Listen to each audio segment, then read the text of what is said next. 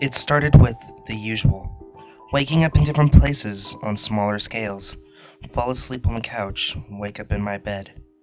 Oh, Randy, I was the same way at your age, my mother used to say, with smiles and turnaways that marked the end of discussion. Sometimes I thought it was my parents, but to what motivation would they do this? When I'm soundly in my bed, pick me up and lay me gently on the kitchen floor. No, this was me. It was around when I was 16 when they started to see it. My older sister Anne, 18 at the time, would be dozing by the TV when I'd saunter in, and so very purposely sit beside her. Sometimes she thought I was awake, only to have me not recall it the next day. Then the talking started. I'd walk her into room 1 late summer night. While she's up on her computer and staring blankly at her, she'd question me, and I'd answer yes to every question, open-ended and all. Ran, you okay? Yes. What's going on? Yes. Sometimes she'd find me in places usually asleep. On several occasions, her walk-in closet. She'd yell at me and throw me out saying, "Everything with your fucking narcolepsy or whatever, that's private." She was a very reserved person, and I always respected that in my waking life. Even after she moved out, but it was all different, asleep. Nothing was relevant and none of it mattered. I'd try everything for a while. I'd slept in a sleeping bag, zipped to the neck with mittens. It never really worked, and I was beginning to wake up in stranger and stranger places. Granted, I never went too far from home, but it was becoming a regular thing that I'd wake up outside. Forests, streets. I was sleepless for days at a time, and it made me delusional. But I didn't care. I just wanted to be normal. My best friend, Darren, was very supportive, always calming me down when I was so sleep-deprived. I felt like my mind would implode. He'd coax me to sleep and promise to watch me, and for the most part he did. Sometimes I'd wake up to little notes from him, little affirmations like, "Everything will be okay."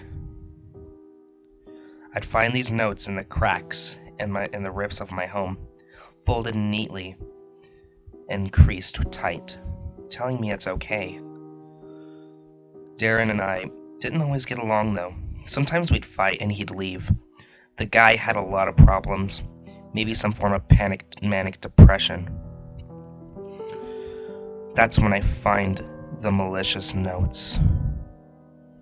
The notes that told me to fuck off and get over myself, which eventually progressed into darker territory. I'd find them around, and it was as if they'd interact with me. "Nobody loves you. All you do is destroy." But written by Darren. "But I try so hard to be good," I think to myself. "And every time you fail." Written by Darren. "I'm so sorry," I whispered faintly. "Kill yourself." Written by Darren. I should have just stopped hanging out with him, but he was all I had. Then he'd leave me cold. I'd wake up in the dirt under cold sweat, with blood on my hands that I'd stole from myself in slumber. "This is why you're worthless." Written by Darren. Annie was leaving soon, going off to college. Over the course of a week, her room faded into emptiness as she took all her things to her dorm. And then only she was left. She said she'd be out in a week. It'd been months since I got a note from Darren. He hadn't been over to supply them. I was happy. Alone, but happy. He couldn't bother me anymore. And the night before Annie left, I went to sleep happy. I dreamt of beautiful things. waterfalls, and meadows, places where everything was in its right place. That time I woke up midday, no cars in the driveway, nothing too unusual, but my room was distraught. Dents in my wardrobe, and a door off its hinges. Must have been a crazy night, but at least I was still in my bed. I went down the hall to check if Annie was still here. She never said she was leaving. Her room was empty as usual, but something was off this time. Her closet was open a crack.